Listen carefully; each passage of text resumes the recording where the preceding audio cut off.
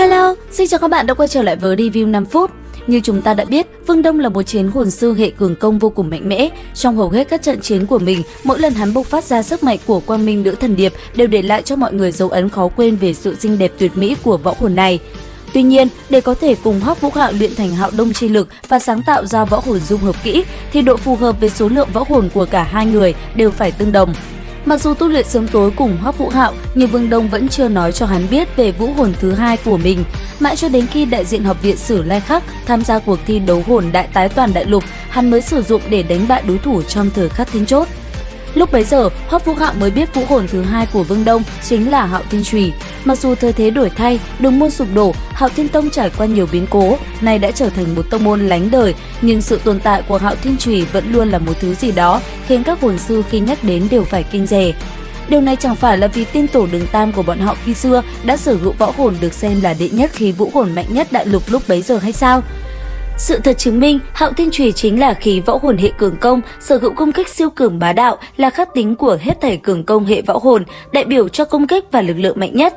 Khi xưa, Đường Tam đã đem Hạo Thiên Chùy phát dương quang đại, sau khi thành thần thì hồn hoàn trên võ hồn này gia tăng đến cấp bậc trăm vạn năm.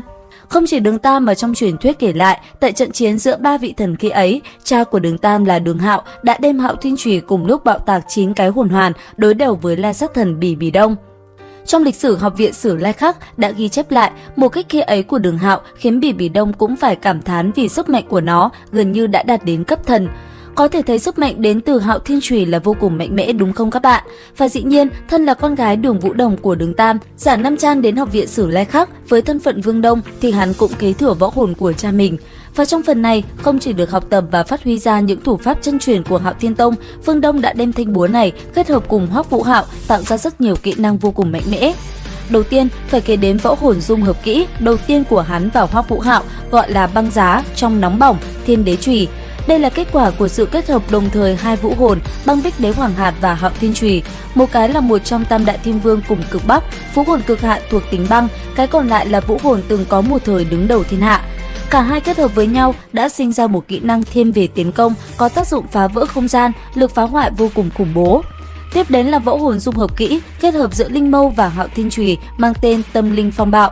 Kỹ năng này thông qua đối địch tinh thần chi hải xung kích, làm ký ức của đối phương không ngừng xung kích tâm linh, sinh ra phá hủy và gây thương tổn trực tiếp đến thần trí của đối thủ.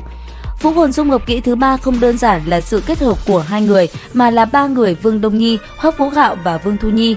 Kỹ năng tam thể nhất vị, võ hồn dung hợp kỹ này là sự kết hợp giữa lực lượng quang minh nữ thần điệp và Hạo Thiên Chùy của Vương Đông Nhi, lực lượng Hoàng Kim Long của Vương Thu Nhi cùng tinh thần lực và cực hạn băng của Hoắc Vũ Hạo, được ba người đặt tên là Tử Kim Điệp Long Biến. Và cuối cùng, một kỹ năng nữa không kém phần lợi hại được xem như bản nâng cấp của Tử Kim Điệp Long Biến, nhưng chỉ cần sự kết hợp giữa hai người Vương Đông Nhi và Vương Thu Nhi. Kỹ năng thu đông hợp thể của hai cô gái xinh đẹp này được Hoắc Vũ Hạo đặt tên là Hoàng Kim Điệp Long Biến. Sau khi hợp nhất, Vương Thu Nhi khống chế năng lực cận chiến, còn Đông Nhi khống chế hết thảy năng lượng công kích và phụ trợ. Điều này khiến Hoàng Kim Điệp Long Biến có thể đem chủ thể đạt tới tu vi hồn thánh thất hoàn. Đáng sợ hơn là có thần khí Hoàng Kim Long Thương tồn tại gần như biến thái, khi kết hợp với Hạo Thiên Chùy sẽ đem đối thủ nghiền nát. Như vậy có thể thấy võ hồn thứ hai của Vương Đông vô cùng mạnh mẽ đúng không các bạn? Không chỉ đơn đấu mang lại hiệu quả cao mà khi kết hợp cùng những võ hồn khác còn đem đến công hiệu tuyệt đỉnh đúng không nào? Trên đây là toàn bộ thông tin về võ hồn thứ hai của Vương Đông. Các bạn có bổ sung thêm điều gì không? Cùng comment ý kiến dưới phần bình luận nhé. Video đến đây là hết. Xin chào và hẹn gặp lại các bạn.